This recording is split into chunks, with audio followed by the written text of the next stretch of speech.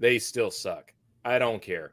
Uh, that first job was a rekey, new home purchase, and it had all original Titan knobs. And I couldn't figure out how to get the damn things off. I couldn't figure out how to get the cylinders apart. I couldn't figure anything out about it. They still Wound up suck. I don't having, care. yes, I do. Just ask anybody who works with me.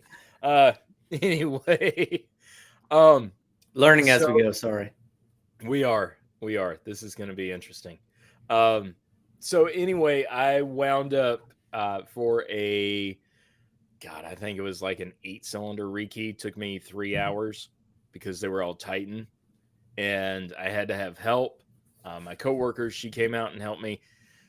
And then today, I ran into the Titan egg-shaped knobs, like the little oval egg-shaped knobs, and I've not taken one of those apart in probably close to 2 years now.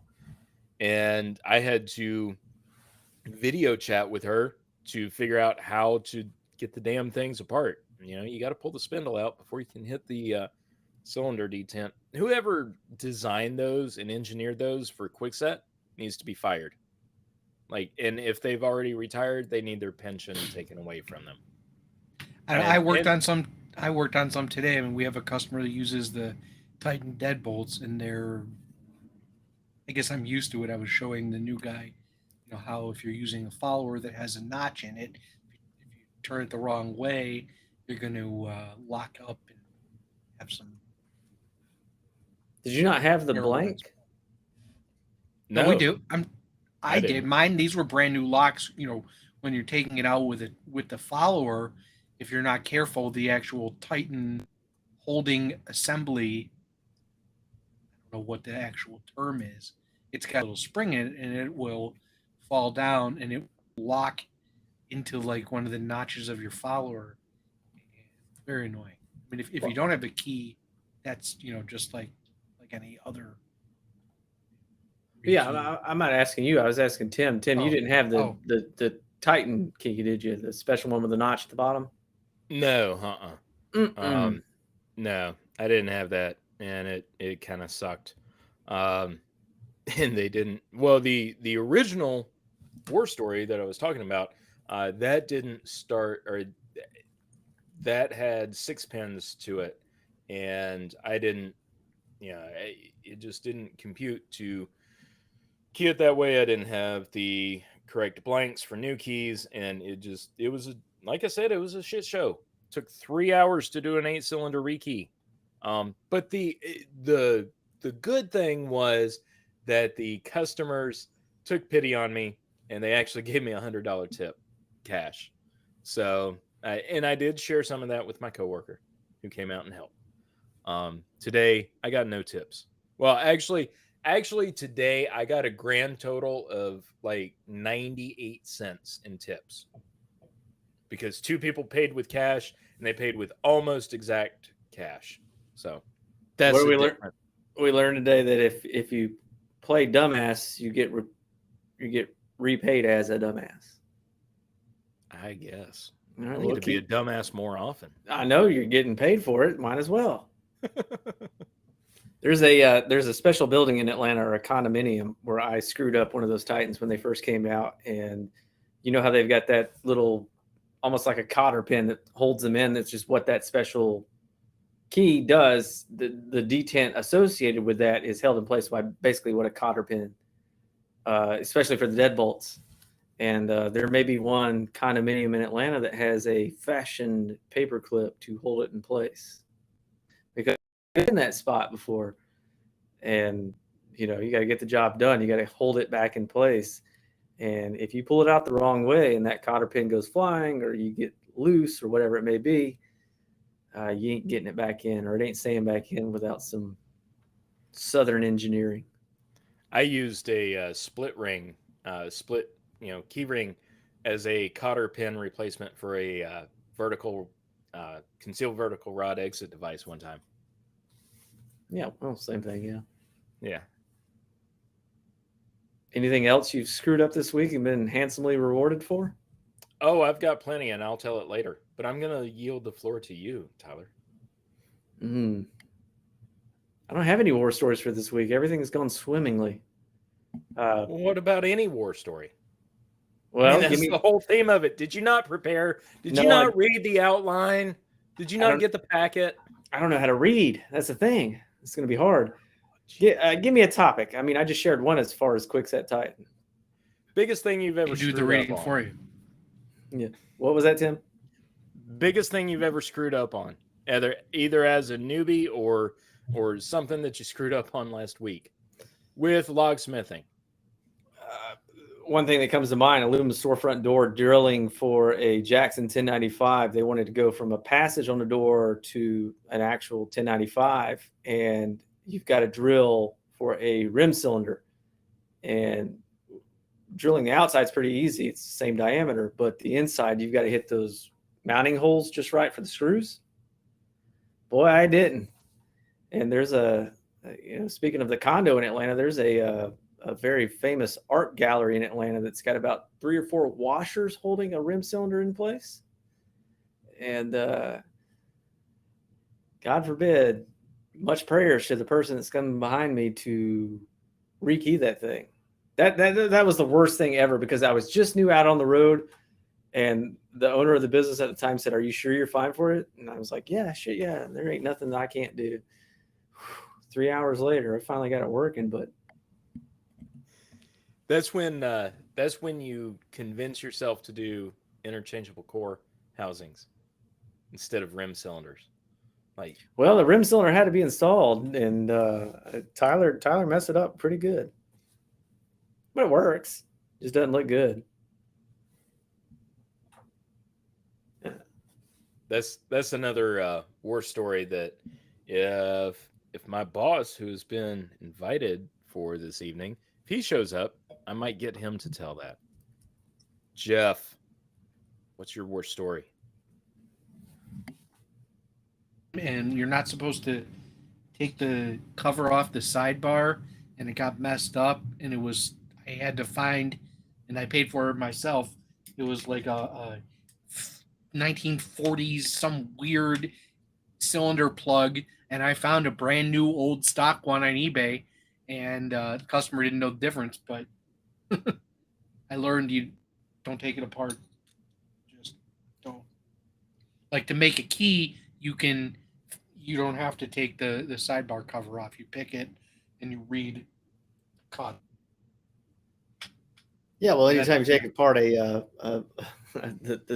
door panel, the side of a door, you should take pictures if you don't know what the hell you're doing. Otherwise, you got all those linkages, drop down, springs, clips, whatever. Oh, yeah. And then you don't know how to put it back together. No, this was this was a lock that somebody brought in. Well, I know. I'm just exacerbating it to a grander scale. But yeah, no, I learned that the hard way too. I don't touch automotive for that reason. Hell, I wasn't even a locksmith when that happened. I was just a 19-year-old or 18-year-old kid with a 79 Firebird Formula 403 350 turbo trans. And but Tim, I'd imagine your previous vocation. Actually, no. I got locked out of my own patrol car like 3 times. Well, okay, so you no, I couldn't even do anything, and I had a Slim Jim kit and couldn't do it. So no, I'm not the person to call for automotive lockouts. That's for sure.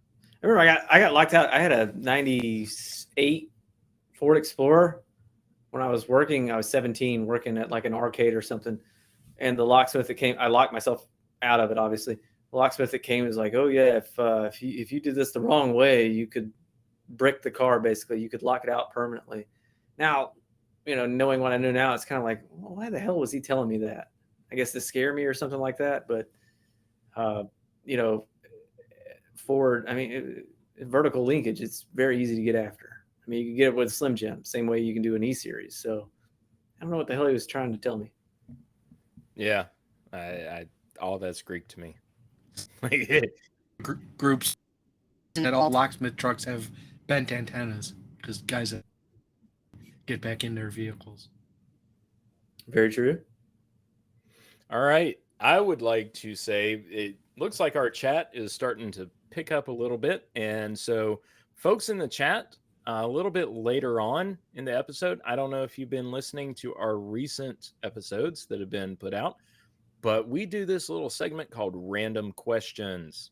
And we've been begging our listeners to come up with some random questions for us. So be thinking about that. We're going to ask you to submit them in the chat. Looks like we've got a pretty good little representation going on from a few different people here. So be thinking of that. In the meantime, Oh god, this question is going to be bad. You gave him free reign. yep, we sure did. Hey, we've been asking for it. We've been begging for it. Poor Jeff hasn't gotten a single email for this whole podcast since we've been doing it. Like, Jeff, how many emails have you gotten? 3? Mm-hmm. You didn't tell us about any of them. I just told Tyler about the one when you came on earlier from Chirel, and I got one from somebody else about lubricants. It might have been 2 from Chirel. He's everywhere, that guy. He is. I wonder why he's not here tonight. I know he would have seen the advertisements for this event. All right. So, I guess all of today, not counting the Titan story, all of today, well, kind of all of today has been a war story for me. Yesterday we were on a access control job, Salto systems install. Yes, Jeff, you give me points for saying Salto. And anyway, we were trying to finish it up. Nice. It's really, hey, I've talked about it before. I do like installing it, but it does have its share of issues. So we were trying to get this job wrapped up and built out. We happened to have the part that we needed in the shop. So after a bunch of finagling, I was able to get there at 8 o'clock this morning, and the site administrator decided to take the day off and wasn't there. But I was still able to get the information I needed and get everything set up. It took about an hour and a half longer than what I had planned on, but still it worked out. The next job I went on was with our new coworker, and it was a job just to run some Cat 6 cable from one floor down through a wire conduit to the next. And the building manager had said, sure, this one conduit comes straight out in the room where we need it. It did not. Tyler, did you just kick the bucket? Yeah, sorry about that. Keep going. Okay. Anyway, blooper reel. So anyway, we spent like an hour and a half trying to figure that mess out. Couldn't do it. And I went from there to my next job. Well, actually, I went from there to the shop to get parts for my next job. 77 was a freaking parking lot the whole way and couldn't get there. Finally got there. The next job actually turned out to be really, really simple. I thought it would be, but I wasn't planning on it being that way. And it just turned out that every lock in the house needed to be lubricated. So I broke out the can of Houdini and took care of it. The next job after that was one got sprung on me just today for a rekey, possibly 2 cylinders on a new front door. Got there as 1 cylinder, quick set smart key, boom, boom, boom. Got my money in like 10 minutes. It literally took me longer to write the invoice than it did to rekey the cylinder. And then the whole shit with the Titans happened. And then I went to go swap out a safe lock. And Jeff from HKS Systems is in the audience tonight, and he will appreciate this. It's one I'll have to go back to because it was an older AMSEC, and apparently they made it on a very hot Friday afternoon and mounted the safe mounting plate just enough crooked that a new swing bolt lock body binds up on the bolt work and would not function. Mounted great, would not function, too much pressure. So I'll have to figure that one out. So yes, today has been an entire war story. Not to mention that safe was in a garage with no air conditioning, and it was at least 112 degrees in there. Jeff. I guess I yes. Go ahead. I won't complain about the hot room most of the day entering data into a card access system. Yeah, Can't that really wouldn't be complain. that bad. There was air conditioning, it just wasn't on. Yeah, yeah, that sucks. It's like, okay, people have air conditioning and they choose not to run it. What the hell are you thinking? Or what are you not thinking? Tyler, So with the smart It key, just wasn't turned up. apparently, with a smart key, when do y'all charge the same as if it was a standard rekey? So in other words, if I've got a Schlage, 5 pin, whatever, maybe F series throughout my house, are you going to charge me the same with the smart key as if I had Schlage, vice versa? no, no. The only thing that we do differently, well, we charge differently. We charge probably, we charge like $15 less per cylinder, or no, it's $10 less. We charge half the price that we do for a regular pin tumbler cylinder to do a smart key rekey. However, before we even touch it, we always give the disclaimer that even if it's brand new, it may or may not work. And if it does not work, then you will need to either have quickset warranty it or we will have to replace the cylinder. Just a good all around cover. I've only had two smart keys ever not rekey and just sort of shit the bed on me while I was trying to do it. And but I was able, I'd keep those cores handy, so it wasn't a big deal to replace it. You ever seen it where a homeowner attempts to do it themselves and they screw it up and they basically force the wafers and the wafer, or the tabs on the wafer bend? You ever seen that? I have, and it's ugly. And I tell them they just need a whole new lock. I'm not going to replace just the core on that because it is too much of a pain in the ass, and they should have just kind of called us to start with. Do you collect those wafers? I know there's different generations and they're not compatible, but do you save them? No, if the entire core is functional and doesn't have any damage or anything. In other words, when people switch out from Smart Key to Schlage or God forbid Yale or something else, then I pull those cores out of the Smart Key, throw them in a little drawer in the truck, and or well, I'll reset them and then throw them in the drawer, and then just have those as spares in case if I have to drill one. In case if one doesn't rekey, I've got it. I can sell it for a few bucks and we're good to go. Well, I'm different from you there because back when they first came out, when I was still on the road, I would save them. When they would mess one up, I would sell them a new one, yeah, and it probably wouldn't be, a smart key. It would have been something like an LSDA or whatever knockoff it may be, maybe even an actual quick set. But I would save those the wafers or tumblers or whatever you call them, Jeff, tumblers, and save them for a future thing. So if they had screwed it up and only one of the tumblers or wafers or whatever it may be had the bent sidebar pieces, I would just replace it right then and there. If it's just one as opposed to five, that's an easy fix. But if it's multiple or more than three, then yeah, you'd have to just start over from scratch if you didn't even have anything on hand. Well, the issue that I have with doing something like that is you also have to make sure that you uh, express to the customer before you do it that there's no warranty on it. Because if you use used parts in there, I would always say I try to never use used parts just to make something work. That's just me. Because if I do that and they call back like 3 days later, like we talked about in the recall episode, I've got to tie up time to go back to that person's house and try to, fix whatever my fix was that didn't work for another few days.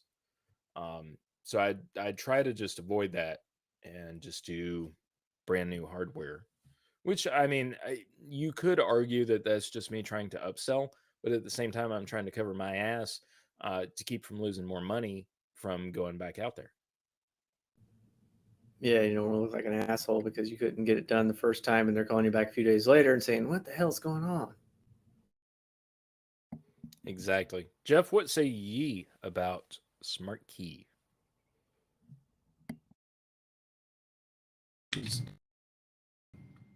deal with them that often.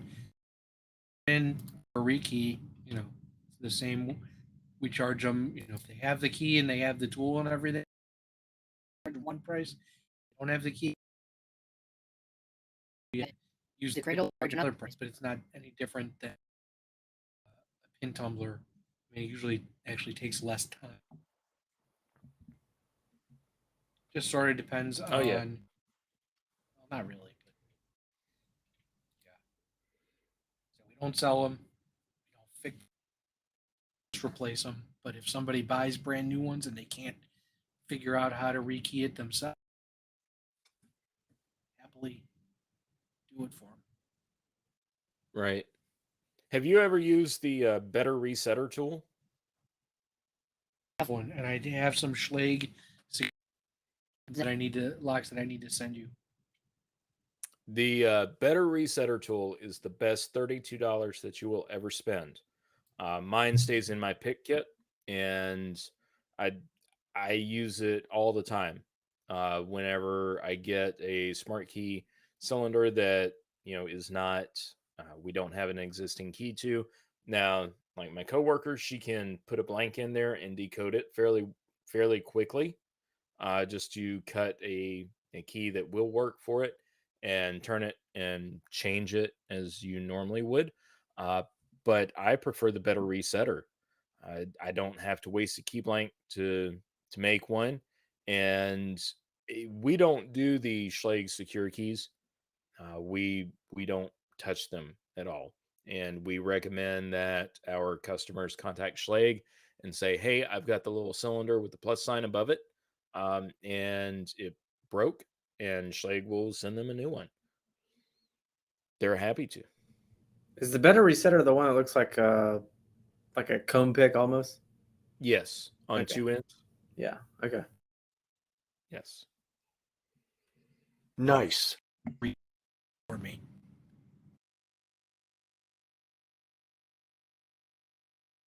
Rekey what for you, Jeff? Like 3 of them, and you said I was going to send them to you at some point because you're the Better Resetter. I do. And in case if you don't know, this is what I'm talking about. We'll have to.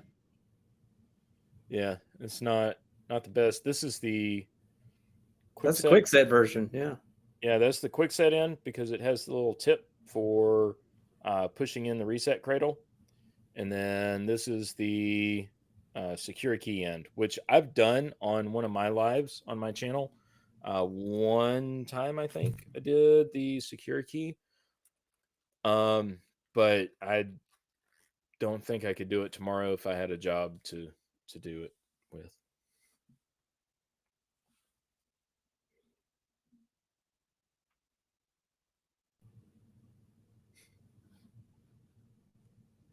Tyler, tell us a war story about, I don't know, about residential, like a customer war story. Residential customer war story where it wasn't necessarily the hardware, it was the customer. Oh, I've got 2 of them I can think of off the bat. The first, this gentleman in Midtown Atlanta, which is the affluent part of Atlanta, had to the hilt as far as security cameras, high security locks, alarm systems, everything like that. Called me one time when I was still dispatching. I wasn't even out in the field anymore. I had moved to dispatching, and told me that people were breaking into his house and he had them on camera and blah, blah, blah. So I asked him to send me the footage, and, maybe we could learn from that. With anybody on the film, the door wasn't opening. And the doors he had, especially the one coming out of his garage, was homemade. It was kind of like, you can imagine, you take strips of wood and then fill it with that foam, expanding foam, whatever it may be.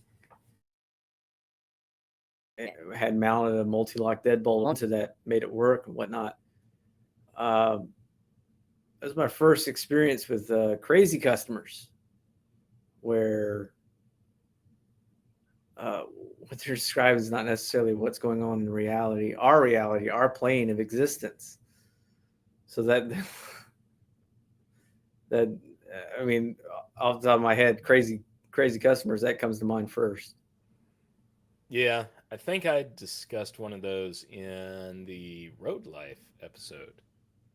Oh yeah, Um, yeah. Well, it's not unique to me, and it's not one time. I mean, it happens pretty often where God love them, pay well, have good security, but for the wrong reasons, perhaps. Safe to say. Absolutely. The guy I think that I talked about was the customer who wanted cam locks on every single cabinet door in his kitchen, deadbolts on his pantries, linen closets, and pretty much every other opening in his house, save the biological openings. And I refuse to basically help him. Jeff, I know you stay in the shop most of the time. What's your craziest customer? A lot of stories, and the one that I've heard many times, the lady who wanted a deadbolt in the middle of the wall. Goes out to do the job, says, I need a deadbolt. Need it. Which door? She points right to the middle of the wall. Says, okay, hold on, let me go. Goes in his truck and just leaves the job. And there's not much that tops that, in my opinion. that's that's It's pretty just good. Yeah. like the look on Tyler's face. It's like when we get people in the shop, you get the ones that swear that everything worked 2 seconds ago and everything is falling apart and like Yeah, well, dealing with difficult people. not working is You one talk. thing, and yeah, that's a matter of you can iron that out. But if somebody's imagining shit, or they think I Yeah, need a deadbolt in the middle of my wall to make me more secure, they're right. not playing with a full deck, and it's hard to be, I don't know what's a good word for it, rational with it, I guess. But I like to say that there's a disconnect with reality. yeah, I mean, Yeah. I've encountered that a few times, and then what do you do? What do you say? Put a deadbolt in the middle of your wall, or um, you send me this footage of your house where you say something's burgled. I don't see your door opening, so who's coming through and what are they taking? And then you ask them, hey, what did they take? Oh, nothing, but they're still getting in. So what is it? What is it? Charles Manson and the Manson family, what they call it, creepy crawling, where they would break into houses. They wouldn't steal anything necessarily. They would rearrange stuff. And this is a teaser for season 2, but they would just move stuff around. And yeah, I get it that it's happened before, but that's not necessarily what most people or anybody beyond them are the ones doing it. When I worked as a dispatcher at the police department, before I went out on the road, there was this lady. She was obviously older and starting to lose her mental faculties. However, that wasn't apparent at the time when she first started calling. And she would call between 7 and 9 p.m. And she would report. It started off as she reported a Hispanic man on her back patio, looking into her house, shaking her doors, etc. So everybody went out there, as fast as possible. They get there, there's nobody there, no suspects, no signs of attempted break in. Fast forward 3 months, and she's calling nightly almost to report the 7 foot tall Hispanic people looking over the tops of her drapes and the 2 feet tall Hispanic people hiding under her patio furniture. The last time, and I actually answered this one, she she called, her address popped up, and I didn't even say the standard, 911 greeting. I just said, Miss So and so, are they back again? She said, yeah. I said, is it the tall ones or the short ones? She said, it's the tall ones. He's looking outside my window over the top of my drapes. I said, okay. I said, I'll get him there shortly. And she said, okay, I've got my gun here. Should I shoot him?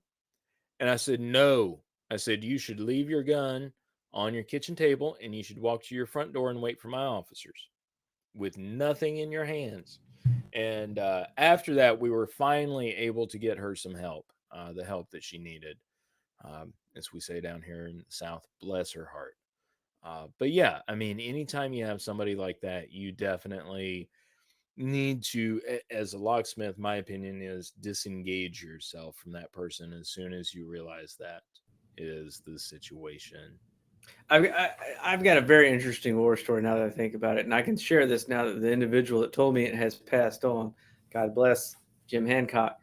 Uh, Jim Hancock used to be the Aloha education director, and before he worked there, he ran Cothran's locksmith in Austin, Texas, and he told the story for years at all of his classes. So I guess it's free reign to tell now. Um, they got a call, or they got routine calls from a woman, older woman, that said, people are breaking into my house. They're rearranging my furniture. They're moving stuff around, blah, blah, blah. So they went out every time to investigate, the work they had performed, high security locks, whatever it may be, making sure everything was working as it should. And they went out each time and they didn't find anything wrong. So they didn't charge them, but they left an invoice behind saying no charge, warranty work. They got a call down the road after all these invoices were piling up, and it was her son-in-law.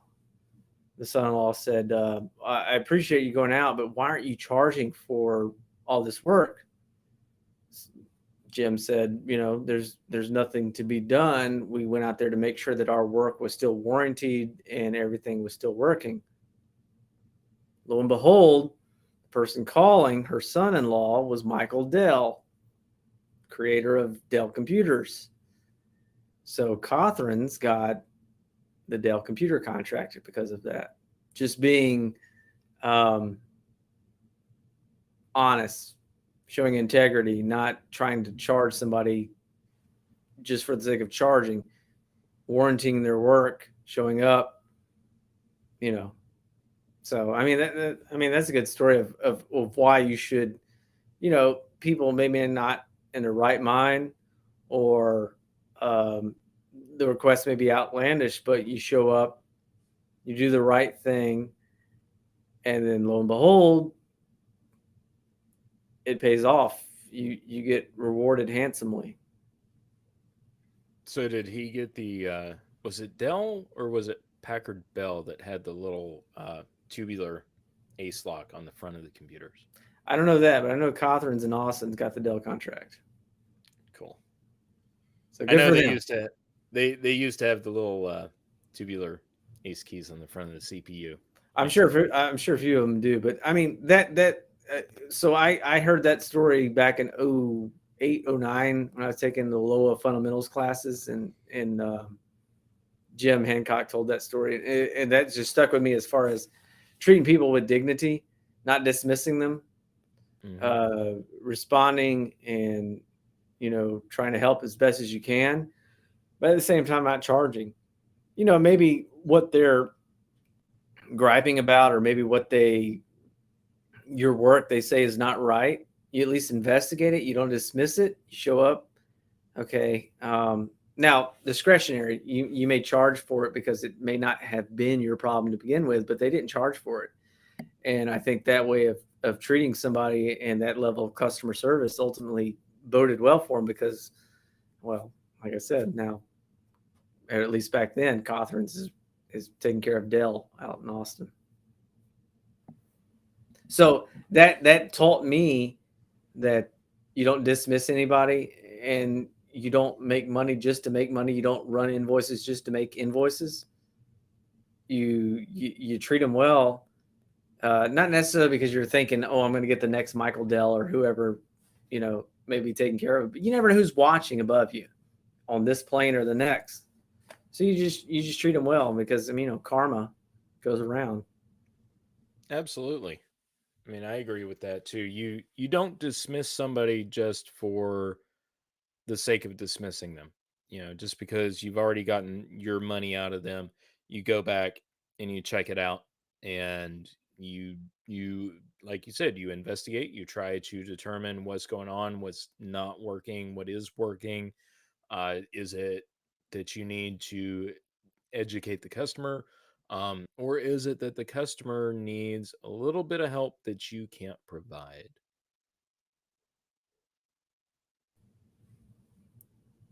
Jeff,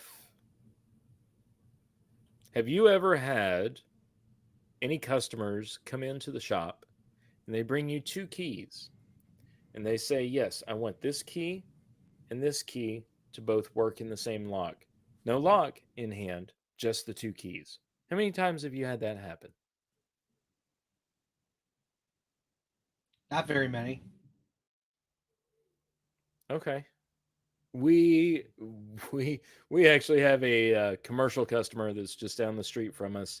They are mastered on a quickset keyway, and the property manager, when they first started, for about the next 8 months, once every 3 to 5 weeks, would show up at the shop and say, "This is my master key.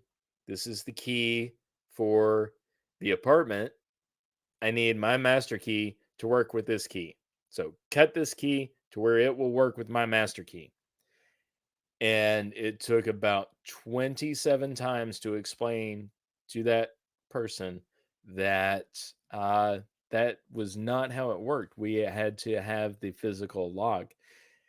And finally, we got through. We educated the customer, and they are very good about calling and saying, "Hey, we need you to come out," or "Hey, we need to bring you a lock to put on our master system." Tyler, have you ever had that before, where somebody brings you like their master key and then a change key and say, "I need this to work with this"? Yeah, that's probably the best. One of the earliest lessons I ever learned. The guy Scotty that trained me while I was apprentice and now works for me. Not to toot my own horn, but he always called it. You got a Chevy, you got a Ford. You can't make them work together. And that was the perfect analogy, and a lot of people could understand that.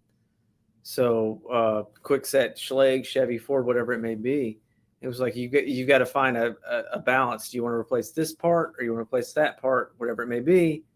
And it boded well. It works for me still. Don't have to use the Chevy Ford analogy much more. Nowadays, though, with the Yeah, well, yeah, you don't have to do it anymore now, but it's kind of like that. That was pretty a damn good way to explain it to people. Yeah. I actually had a customer the other day. She called in, and while I was in the shop, and she wanted to know how to make her new quickset smart deadbolt. She'd gotten a quickset electronic deadbolt, which had key override, and she wanted to know how to, or if we could, cut down the keys for that quickset to work in her Schlage locks. And you know, I know a lot of people would just roll their eyes at it and, just say, "No, you can't do it," and then hang up the phone. I try to take the time to explain, like we were just talking about, take the time to explain to your customer why something can't be done, and they will appreciate that uh, very much so.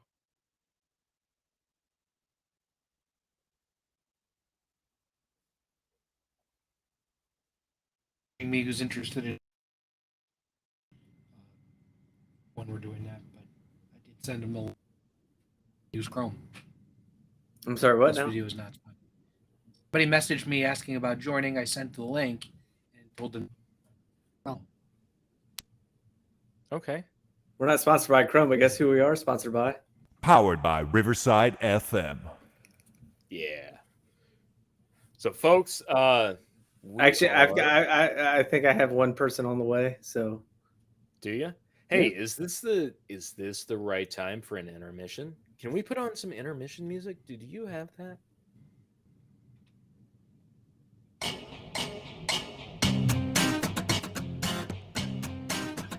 So, folks, while we are away, listen to some free music. Think of some sponsors, some random questions that you would like to ask us later in the show. And if you want to join in on this very live, send us a message. You've got my number. You can text me. You've got Tyler's contact info. Text him. Jeff's number is written on bathroom walls all over Ohio. So I'm sure you'll be able to find his number somewhere.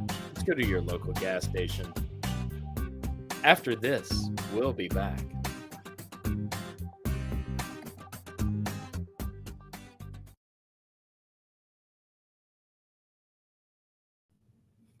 It's pretty upsetting you would say that about Jeff. I know. He's my friend. After this, I don't know. Still can't hear you, Jeff. Live. There you go. Does it take an actual break? Yeah. You You can. You just might want to turn off your webcam if you don't want anybody to see your bottom regions. I have pants on. So what do you guys say? Thank Oh, the good. Lord See, for that. I got pants. Excuse me. I'm a millionaire. I got pants. All right. I don't live in South Carolina. Thank you. Hey, I don't live in South Carolina either. And if you looked in the chat, we actually do have a participant from South Carolina. Mr. No, Clifton. Dang, didn't you get that in the pre-live packet? You didn't read the packet. Always have to read the packet. You know why he didn't? Why? My name is Jeff. That's why. So I need to send Jeff his "My name is Jeff" key and also his happy birthday key. I'll put it all in one package. It'll be cheaper per ounce. All right. Tyler, you want to put on some music long enough for a break? We can pause our webcams, collect our thoughts, and let people contact us to join in on this live, because we've only been going about 45 minutes, but I think we could go a lot longer if we got some other people joining in, don't you? 1 minute break. You get a 1 minute break. 1 minute break. Let's make it 2. 1 minute.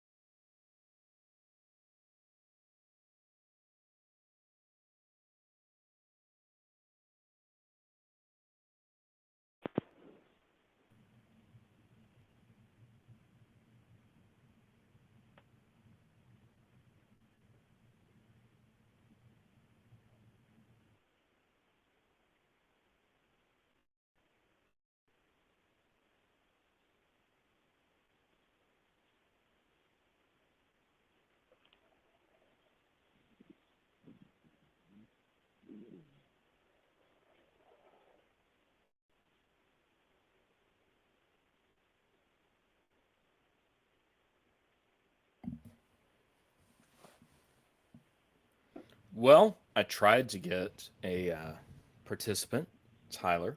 We've got a participant waiting for you all. Cool. All Y'all. I really kind of like that music that you were playing during the break. Uh, Close listeners will kind of pick up maybe on the fact that if I'm not lead on an episode, I use that to my transitions for my blogs. Guess because I'm like part Irish. Nice. No Lucky Charms jokes, Tyler. Tim, why don't you guide our guest Jared Schwartz in as far as his war stories, since you are All the lead right. on this. All How are we right. doing on connection here? You guys got me okay? We got you, Jared. Go ahead and tell us your war story. Well, pardon the fuzzy look. It's been a while for a haircut and a shave, and I just got home for my last service call, so I'm sitting in my driveway while the wife puts the kids to sleep right now. Nice. No, you guys have a great channel here. I'm glad to jump in and be a part of it. You guys have already touched a few topics in the last 25 years. It's been a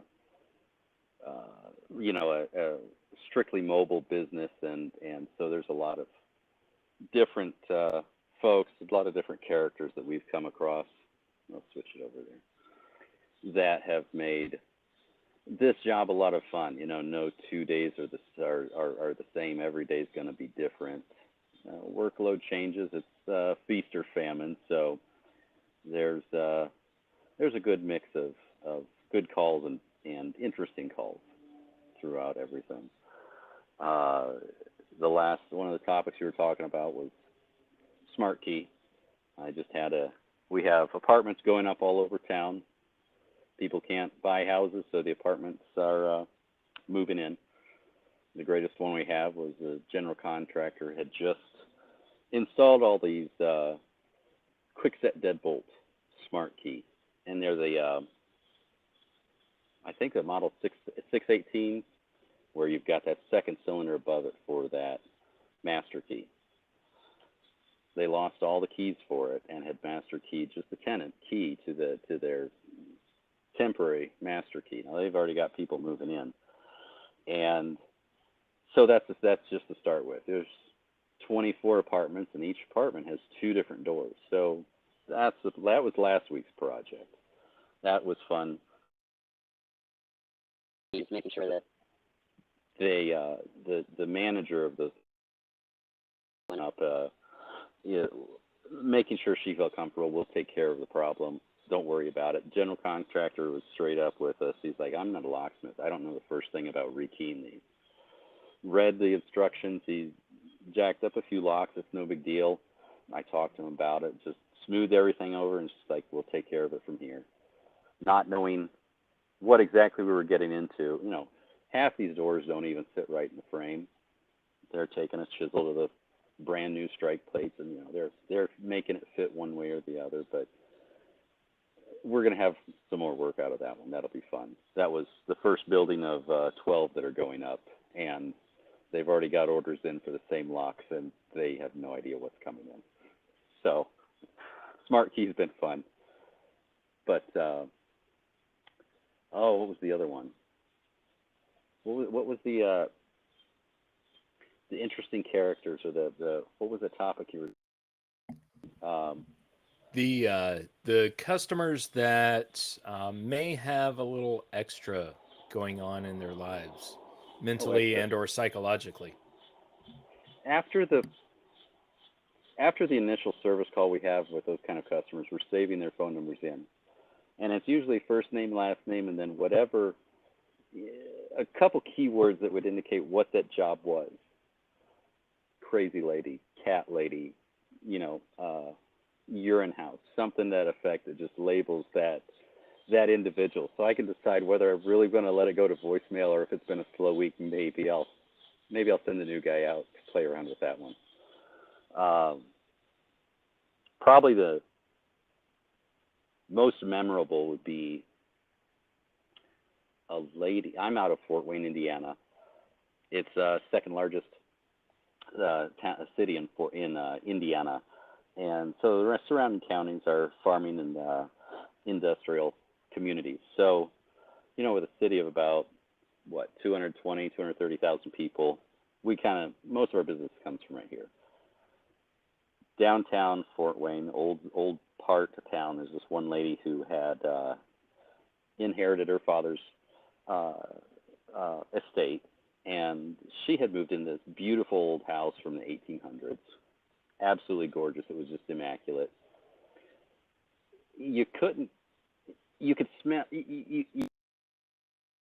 before you even got to the front door, and getting to the door, unlocking the house was one thing, but then she wanted to talk about changing the locks.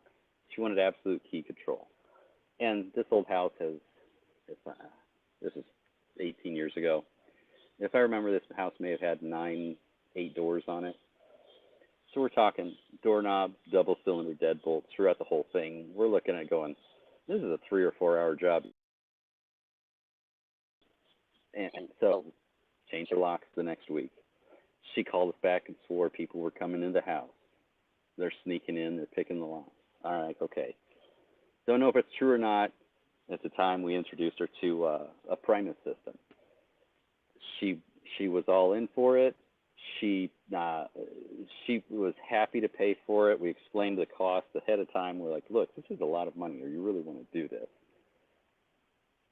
We put in single cylinder deadbolts. Fast forward, so that was a good week right there, all in a week's pay right there in a day. Fast forward a few weeks, then she calls back. She goes, someone's reaching in. They're flipping the bolts on the inside. So we had to go back, change everything out to double cylinder deadbolts the way she was used to. And it got to the point where she would call us multiple times a week, and we're just like, we've done so much we can do. I don't want to charge you any more money. Your house is fine. We're trying to explain to her. And then something culminated to the point where she had locked herself. She barricaded herself in the house. And the inside of this house, to say she was a hoarder was putting it lightly when you have floor-to-ceiling pathways through the house. And well, it's to some person's perspective, it was junk. It was literal trash, but it didn't seem to be like a health hazard, more or less. It was just stuff. She just bought everything she wanted, just threw it somewhere in a pile. So she calls us back one time, and she says she's stuck in the bathroom. She can't get out. There was a problem with another door, and so I'm the only one on call that after hours that one night. So I go out there, and there's police sitting down the street, and I didn't think anything of it. They're 2 doors down. So I walk up, and I the door, and I hear this, hey, hold on a second. And I turn around, it's the police. Oh, Fort Wayne PD's here. Okay, what's going on?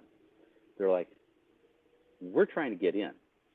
We have a call for a wellness check on this woman because her family's concerned about her mental health. And I said, okay, well, I'm not going to argue with that. I have, the ring of keys that we would have for this anyway, because we're halfway through another project on her house. And so talking on the phone, trying to get her to come out, turns out she wasn't barricaded at all. There wasn't a problem with the lock. She had actually barricaded herself in the bathroom, and she was on the phone with the dispatch. She was on the phone with the police. She was just making a big fuss out of nothing. They ended up taking her in. They had her over to a mental health facility. They had her committed. She stayed 24, 48 hours. She came back with a clean bill of health, and the psychiatrist was like, no, she's eccentric. She's not seeing anything. So that was I'd say that's probably the most memorable call we've had out of that one. Those kind of calls, it just comes to a point where you kind of say enough's enough. To break on it and let the customer try to figure out their life. Oh, absolutely. Yeah. I mean, there is a point where you have to say, this is not worth the money anymore. You have to say this isn't worth the trouble. And also, speaking from my former career as a cop, uh, you might wind up having to spend time in court testifying. That's time you're not getting paid to be off the road. Um, and I mean, it's good that she was able to receive the help that she needed at the time. Um, but still, you as a locksmith, you have to sort of, I guess, figure out where to draw the line on that. Uh, Tyler, wouldn't you agree? Yeah, yeah, 100%. Jeff, anything similar to that?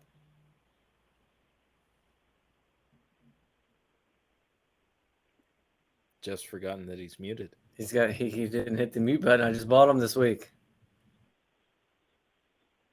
There's where you Yeah. get your thoughts in text. Yeah, right. Yeah, Jared. I also have to say that is nice to hear somebody else doing Primus out there. All right, That's now does it about work? There you are, Jeff. Okay, what saith you? About when interesting characters, I didn't know that you've met my colleagues, because there's a lot of interesting, not only interesting, different personalities, locksmith coworkers, and you may deal with, or friendly competitors or people in association. That we always joke around about suspenders and 50 different keys when he's at Aloha or whatever. They're definitely Or the real. ribbons. Yeah. Ribbons down to the Yeah. floor. Actually, you get and interest. go ahead, Jeff. All the people are unique, whether it's the people that we do, the people that we work with, the people from. There's about suppliers and guy. There was a guy here who was a supplier, and he was completely packed full of stuff. He quit paying electricity. The roof caved in. He was the city condemned the building, put him in a nursing home. He died. A few years later, they had a big sale, and I sent you the pictures of half of the inventory was ruined, half of it was in boxes. Just this guy was very, very eccentric. He could make he made his own pivots. He rebuilt door closers. Part you could imagine, like he would take a lock and break all the parts down and sell them individually. So if you needed a spring holder for a D series knob or something, Frank had it, and every part had its own bin. And there's a lot of unique people for sure. Absolutely, definitely, lots of unique people. I think to that point, I remember the first Locksmith Association meeting that I ever went to, and I think I texted you, Jeff, and you, Tyler, and I think I texted Bill Bacardi as well.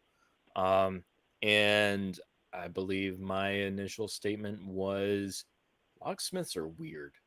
But anyway, Jared, Yeah, we really are. appreciate you joining in and sharing your stories with us. Glad that you're listening from up there in Indiana, and hope that the road treats you well this coming week. Hope you've got this weekend off and not on call. Thank you, guys. Really appreciate it. I'll catch you later. Yeah. All right. Thank you.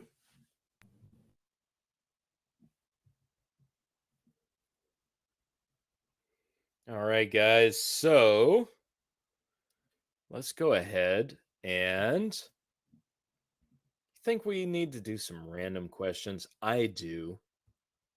All right, let's look through the chat real quick. Yes, I will edit this out at the end. And folks in the chat, go ahead and join in while I'm asking.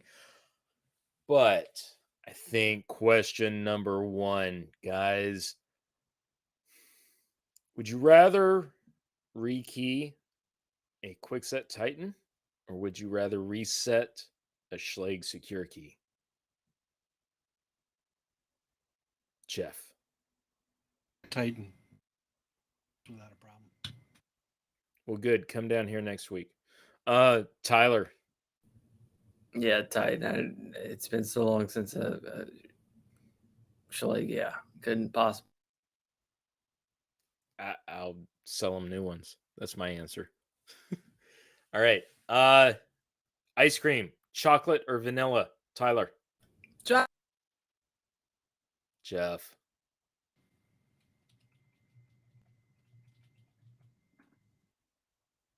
Chocolate. Did you say chocolate? Okay. My Yes. name is Jeff.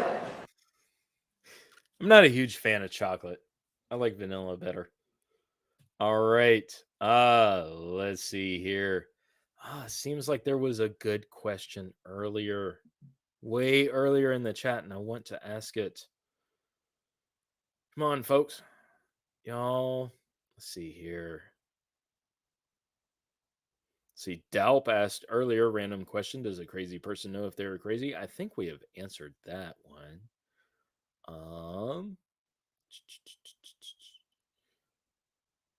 Okay. All right. Nobody's asked any questions. Really? We've got a live chat with people and nobody have really. Jeez. Louise. All right, guys. Question for all. What's the highest amount of rekeys you've completed in an hour? Jeff. I'm just 6. Tyler. I don't rightly know. I think the most I've ever done is 400 in a day, but most of that comes at the onset when you're in you're shucking and jiving, and then by the end of the day, I can't do more than after 8 hours. I get dizzy from it. So 50, 60 cores, maybe. Wow. I think my highest in an hour, not in the field, but in the shop, I think I got down to a rhythm doing like Schlage cylinders. I got down to a rhythm and I was able to do about 40 in, I want to say like an hour and 20 minutes, hour and a half maybe ish. And they weren't master keyed, it was just straight pinning. So Yeah, when you that's get kind of when you get well, how we do it, 3, 4, 500 cylinder jobs at a time. The first bit is pretty easy, but you do that 5, 6, 7, 8 hours in a row, you start getting dizzy because you're looking at the same pinning chart a foot away, same pinning tray a foot away. I mean, you can't do it. So you're maxed out. It's not like it's strenuous work, but you get burned out or you get dizzy, or at least I get dizzy. I can't do more than, 300, 400 a day, and then I got to call it quits. yeah, you go cross-eyed after a while. Oh shit, yeah, you do. Yeah. Yeah. I mean, you start transposing numbers, and yeah, I've done that before, especially for interchangeable core, like small format A2 best. I I just can't do more than just a few, like probably one every 7 minutes, 7 to 10 minutes, and then as that number that I've done increases, um, the more time it takes to do each one increases. All right, we have another random question from the audience after Jeff says what he has to say. I just had a counter. What's Go the ahead. largest amount? What is the most amount of keys you've done for a single order at a single time? Hmm. Um, I had a customer a few months ago bring in a ring of keys. They were all No, he no, no. was a I meant firefighter. like no. I want to clarify. Same key. Oh, of the What is the same key? largest key you've had to cut? Um, trying to think. I think the largest number that I had to do were interchangeable core keys and or no, it wasn't. It was Sergeant LA rekey I did earlier this year. I texted you guys about it in our group chat, and we had to do 500 copies of uh, basically a residential key for that system. So Nice. 500 LAs. And 250 in, we discovered that the machine, we were using an HPC Quicksilver, and we discovered that it was off. And so we had to trash about 250 keys and start over. Tyler, how about you? I was just reading what in the chat. What was the worst weather you had to do work in? I can tell you that it was 9 degrees in Atlanta, and I know that ain't nothing to Jeff up in Cleveland. Whew, that was the coldest I've ever been in my life. It was a pair of double doors, Herculite doors on a commercial thing, and we were replacing the oh shit, what are they called? Who's the closer? Bottom four closers. Who are they? Sierra. I don't know if it was either, but we'll go with Jackson forecloser. And yeah, that was the coldest I ever been. Whew, God, that was miserable. And then we would run. So we would do work in a 20-minute segment. We would drop the door and we go heat up in front of a radiator or whatever it was nearby. And then we'd hang the door, and then we go heat up. And then we would time it, and then we'd go heat up, and then we'd tie everything together. I mean, that was the most miserable I've ever been. But I think today was one of the most miserable I've ever been. In Rickson, that garage. Rickson. Thank you, Jeff. Rickson. It was a Rickson. Yes. Today in the garage, 112 degrees inside that place. She opened the door and the roll up garage door. That sucked. Okay. We have another question. Have you ever had to do a rekey job and the customers were drunk? Yes, I have. And it was interesting to say the least. Jeff. You didn't finish the question. Tyler didn't answer how. Give my answer. But whatever. It's a lot less than yours. Okay. We have No. a customer who regularly answers 200 of a certain key at a time. Well, that was like a one-time off for mine. So that was like Okay. a high record. Tyler, you? Couldn't even tell you. Don't keep track of it. Man, 100, 150, something like that, maybe. Okay. Cool. Let's see. Have you ever had to do a rekey job and the people were drunk, Tyler? Lockouts, drunk, yes, and told them no, I'm not going to do it because I know once I get in that car and you get your keys, you're going to be driving again. It's like, nah, I don't think so.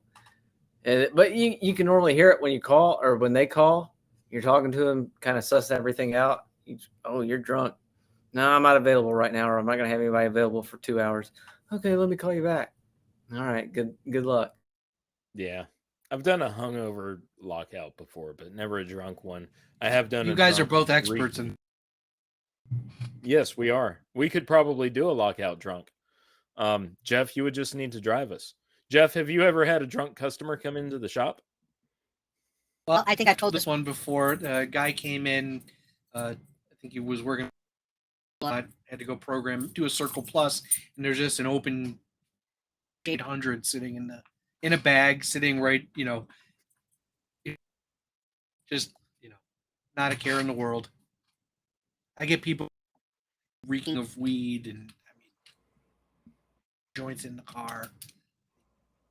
Oh yeah. Doesn't even, Yeah, I've seen people that. stand right outside the door and smoke. Right. Anything, the worst is doing a job when someone is smoking cigarettes, and like that's why I don't have people in while I'm doing work, because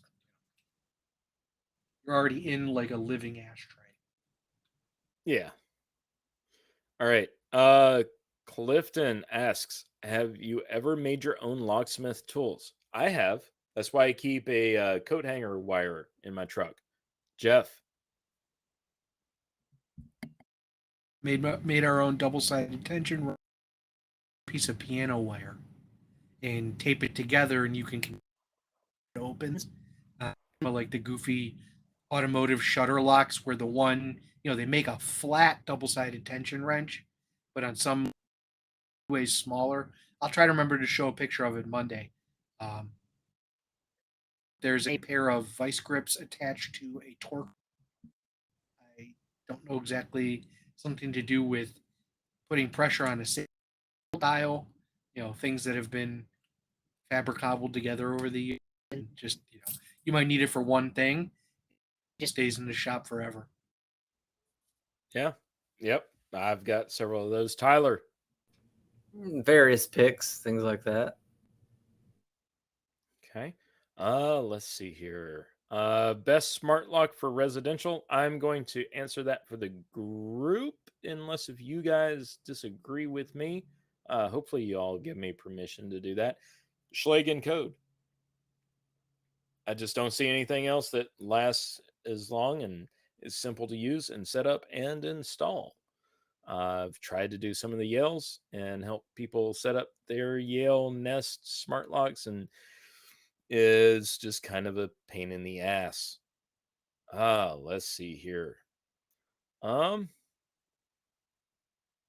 right. So let's go ahead, since I think we've answered all the random questions we're going to do. We could sit here for the next 30 more minutes trying to describe it, but I've got a better idea. Tyler, hit it for the tease of season 2. We've been working on it. We've been asking and working on it for a long time, and we're going to drop it probably in October. Tyler, let's go ahead and play that. In 1903, the Iroquois Theater in Chicago, Illinois was set to host a matinee performance of the musical Mr. Bluebeard. The children's play, starring Dan McAvoy and Eddie Foy, featured physical comedy, actors dressed as animals, and ballerinas performing acrobatic stunts. Close to 2,000 people packed the seats, aisles, and every other space in which they could sit or stand in order to view the spectacle. Since the play was directed towards a younger audience, most of the people in attendance were women and children. This sellout event was well past the design number of around 1,600 attendees. At 3:15 p.m. Wednesday, December 30th, just over 5 weeks after the building's opening, tragedy would strike during the second act when sparks from a malfunctioning spotlight ignited the stage curtains. Over 600 lives would be lost in the deadliest single building fire in the history of the United States. In this series, we will discuss what contributed to the massive loss of life, what lessons were learned, and how door hardware changed in an effort to prevent a repeat of this tragedy. Join Tyler J. Thomas, Jeff Moss, and I, Tim Coleman, as we take a look at this catastrophe and how it changed the locksmithing trade forever. This is the Three Tumblers.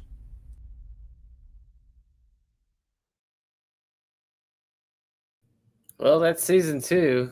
It's all going to be about history.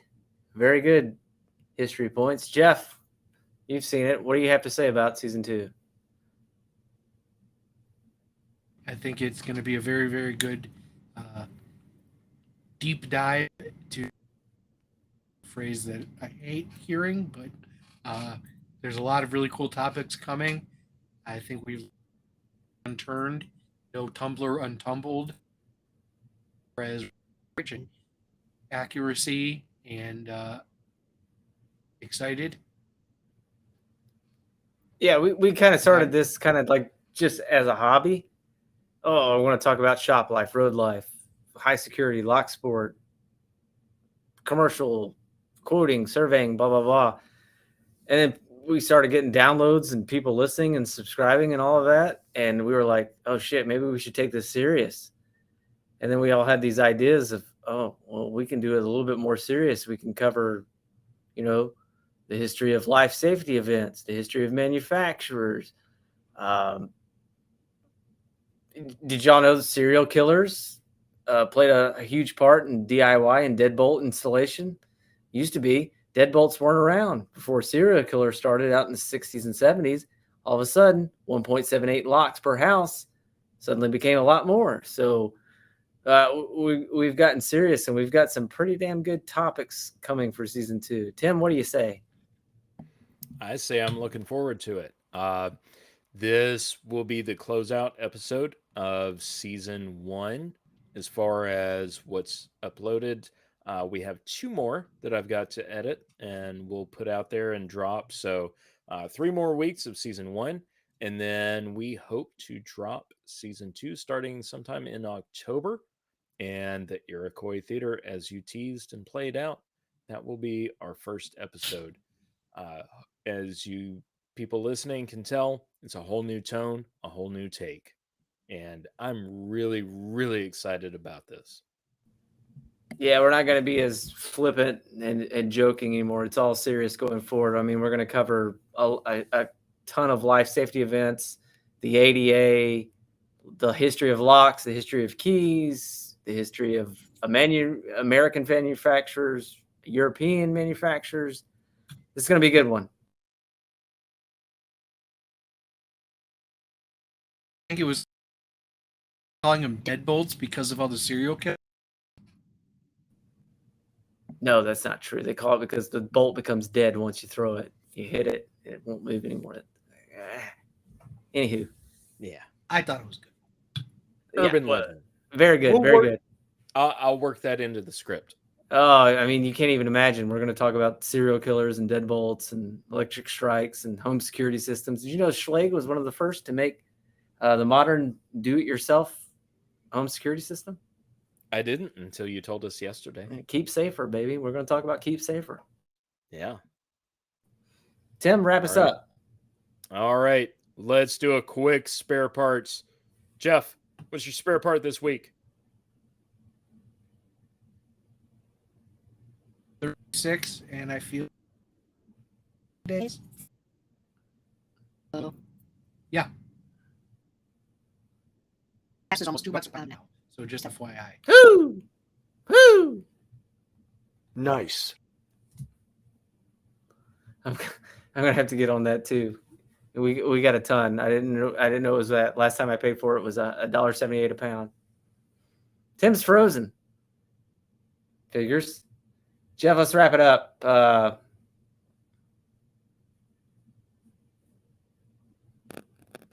he's still frozen. Look at that. All right. This is a part that is usually heavily edited in the final cut, but back in episode 1, I used to ask all of y'all to say 3 words. It was always meant to be arbitrary, but you guys always have taken it literally. So with that said, minus Tim, Jeff, final 3 words. Coming.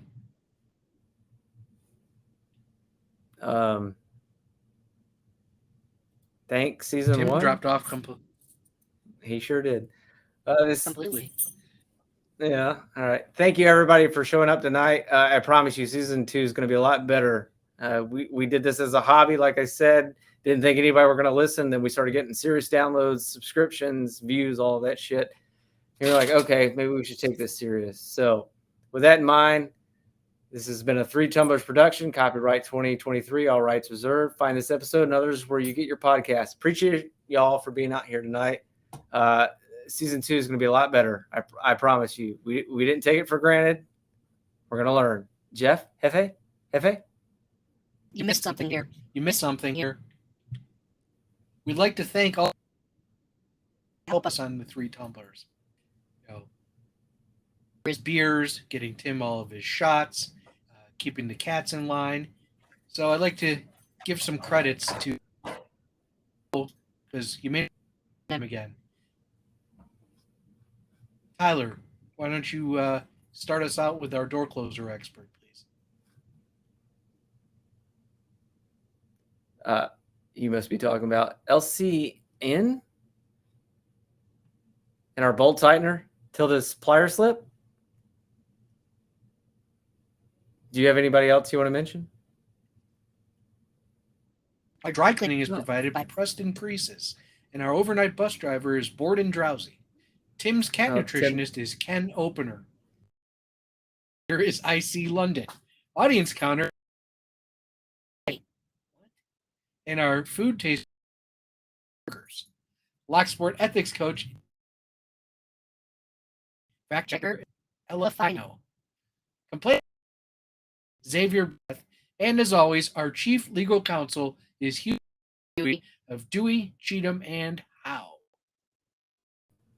Otherwise known to YouTubers and social influencer wannabes as Huey Louie Dewey. If this wasn't the perfect example of season 1, just making it as we go along. But I swear to God, season 2 is going to be so much better. You don't even know what's coming. And the production. Do it live. We'll do it live. So I appreciate everybody coming out tonight. I really do. It's going to be so much fucking better next year. I promise. Jeff,